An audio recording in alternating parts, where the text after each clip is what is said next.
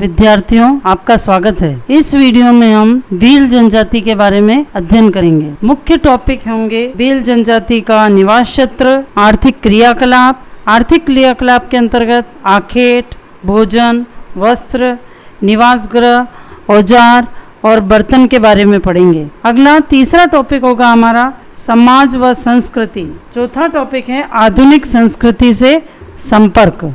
भील जनजाति संथाल और गोंड जनजातियों के बाद भारत का तीसरा सबसे बड़ा जनजाति समूह है। भील शब्द की उत्पत्ति द्रविड़ियन भाषा के बिल्लू से हुई है। बिल्लू का मतलब होता है तीरंदाज। कुछ लोग इसका अर्थ भेदना, वध करना या मारना भी बतलाते हैं। इसका मतलब हुआ तीरंदाजी में निपुणता रखने वाले लोग भील जनजाति के अंतर्गत आते हैं। अगर प्राचीन पुराणों की दृष्टि से देखा जाए तो भीलों की उत्पत्ति देवों के देव महादेव के पुत्र निषाद राज से मानी गई है। निषाद राज ने पिता महादेव के बेल नंदी को मार दिया था और इसके दंड स्वरूप श्री महादेव ने उन्हें पर्वतीय क्षेत्रों में निर्वासित कर दिया था। महाकाव्य में भी एकलव्य भील जनजाति से ही संबद्ध था। रामायण काल में भी श्री राम जी को सबरी ने सीता की खोज के दौरान दंडकारण्य वन में बेर खिलाए थे। सबरी भी भील जनजाति से ही संबंधित थी। कर्नल टॉड, जिन्होंने राजस्थान का इतिहास लिखा है, उनके अनुसार यह जनजाति मेवाड़ राज्य की अरावली की पर्वत श्रेणियों में रहने वाले लोग हैं, जिन्होंने महाराणा प्रताप की अकबर के विरुद्ध युद्ध में मदद की थी। ऐतिहासिक दृष्टि से यह जनजाति डूंगरिया यानी डूंगरपुर की निवासी, बासिया यानी बांसवाड़ा की निवासी, कोटिया यानी कोटा की निवासी और देआवा यानी उदयपुर पर शासन करने वाले के रूप में जानी जाती है। ये लोग छोटे कद के, गहरे रंग के, नाक चौड़ी, आंखें लाल, बाल रूखे, जबड़ा कुछ बाहर निकला हुआ वाली विशेषताएं वाले होते हैं। इनका शरीर सुगठित और सुडौल होता है। ये लोग परिश्रमी और ईमानदार होते हैं। ये लोग चोरी करने को धार्मिक अपराध मानते हैं। अब हम पढ़ेंगे इनके निवास क्षेत्र के बारे में। यह जनजाति दुर्गम और निर्जन पर्वतीय क्षेत्रों में निवास करती है। ये अरावली पर्वतमाला, विंध्याचल और सतपुड़ा की पहाड़ियों और वन क्षेत्रों में रहते हैं। भारत में भील 4 राज्यों में राजस्थान, मध्य प्रदेश, गुजरात और महाराष्ट्र में रहते हैं।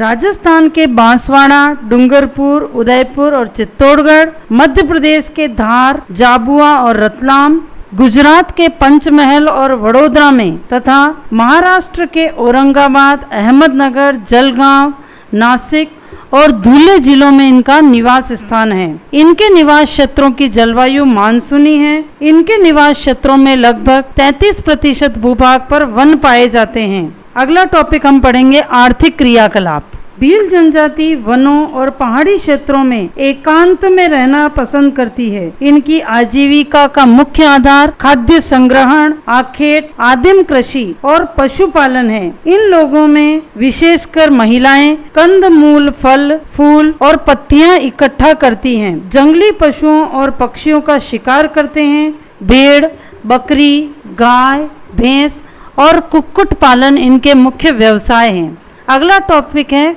आखेट। जंगलों में तीर कमान से ये लोग जंगली पशुओं का शिकार करते हैं। लगभग 80% भील कृषि कार्य करने लगे हैं। पहाड़ी क्षेत्रों में की जाने वाली जूमिंग कृषि का मतलब होता है किसी स्थान विशेष को साफ करके 2 से 3 वर्षों तक जिस स्थान पर खेती की जाती है उन क्षेत्रों में की जाने वाली कृषि को जूमिंग कृषि कहते हैं। तो पहाड़ी क्षेत्रों में की जाने वाली जूमिंग कृषि को चीमाता और मैदानी क्षेत्रों में की जाने वाली जूमिंग कृषि को दजिया कहते हैं। अगला टॉपिक है भोजन। भील वर्ष पर्यंत मक्का का सेवन करते हैं। उत्सवों पर यह चावल और लापसी बनाते हैं। छाछ और आटे से बनी हुई राबड़ी भी ये उपयोग में लेते हैं। गेहूं, चना, उड़द, मूंग और सब्जियां इनके प्रिय भोजन हैं। भील लोग महुआ से बनी हुई शराब यानी मदिरा के अधिक व्यसनी होते हैं। वस्त्र। पुरुष छाल से बनाकर नेकर, स्त्रियां पेटीकोट पहनती है। वर्तमान में पुरुष कमीज, धोती, साफा और पैंट शर्ट पहनते हैं।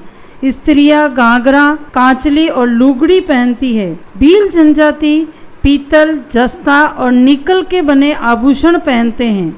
निवास गृह, इनके घर प्रकीर्ण प्रकार के, प्रकीर्ण का मतलब होता है फैले हुए यानी दूर दूर छितरे हुए प्रकार के होते हैं। झोपड़ियां खेत के छोटे टुकड़े के मध्य टीलों पर बनाई जाती है। इनके आवास में अन्न भंडारण और पशुओं को रखने की व्यवस्था होती है। घर की दीवारें मिट्टी, पत्थर, बांस और छत खपरेल से बनी होती है। छोटे गांवों के समूह को फला और बड़े गांवों को पाल कहते हैं। अगला टॉपिक है औजार व बर्तन। धनुष बाण, तलवार, खंजर इनके प्रमुख अस्त्र शस्त्र हैं। बाण दो प्रकार के होते हैं, एक हरियो, दूसरो रोबदो। पक्षियों को पकड़ने के लिए एक विशेष प्रकार का फंदा उपयोग में लेते हैं जिसे फटकिया कहते हैं। संपन्न भील बंदूक का भी उपयोग करते हैं।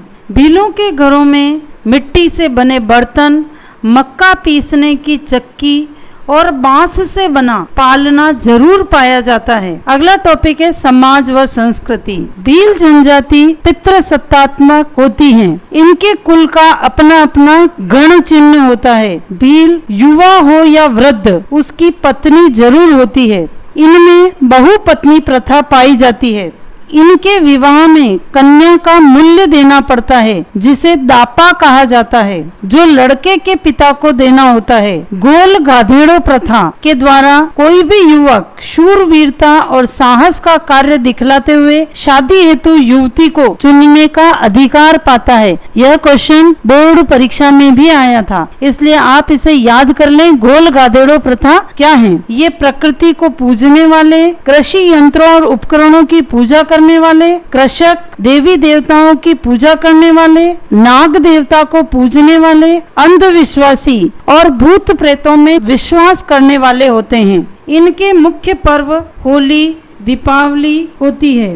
होली पर ये माता जी के गीत गाते हैं। घूमर और गेर नृत्य भीलों का प्रमुख नृत्य है। राजस्थान में सोम, जाखम और माही नदी के संगम यानी त्रिवेणी पर भीलों का प्रमुख बेणेश्वर मेला जनवरी से फरवरी माह में लगता है। बेणेश्वर धाम डूंगरपुर में स्थित है। यह मेला शिव जी की आराधना हेतु लगता है। यह जनजाति ढोल बजाकर आपातकालीन समय में सभी को एकत्रित कर लेती है। फाइरे फाइरे भीलों का रण घोष होता है। यह शब्द भीलों के रण के लिए यानी युद्ध के समय उपयोग में लिया जाता है। समस्त पाल के मुखिया को, पाल यानी बड़े गांव के मुखिया को गमेती कहते हैं, जो एक प्रकार से इनका शासक होता है। मार्गदर्शक को बोलावा कहते हैं। अगला टॉपिक है आधुनिक संस्कृति से संपर्क। भील जनजाति वर्तमान में बाजार आधारित अर्थव्यवस्था की ओर अग्रसर हो रही है। युवा वर्ग मेहनत मजदूरी करने लगा है। बाह्य संस्कृति से संपर्क के कारण इनके पहनावे, बोलचाल और रहन सहन में तेजी से बदलाव आया है। सरकार कुटीर उद्योगों और वन व कृषि आधारित उद्योगों को इन क्षेत्रों में बढ़ावा दे रही है। आधुनिक संस्कृति से बढ़ते संपर्क के साथ इनकी जीवन शैली में आमूलचूल परिवर्तन आ रहा है। तो विद्यार्थियों, यह था भील जनजाति का संपूर्ण विवरण। भील जनजाति से संबंधित अगर कोई क्वेश्चन या क्वेरी हो तो आप कमेंट बॉक्स में लिख करके पूछ सकते हैं। अगले वीडियो में हम गौंड जनजाति के बारे में अध्ययन करेंगे। धन्यवाद।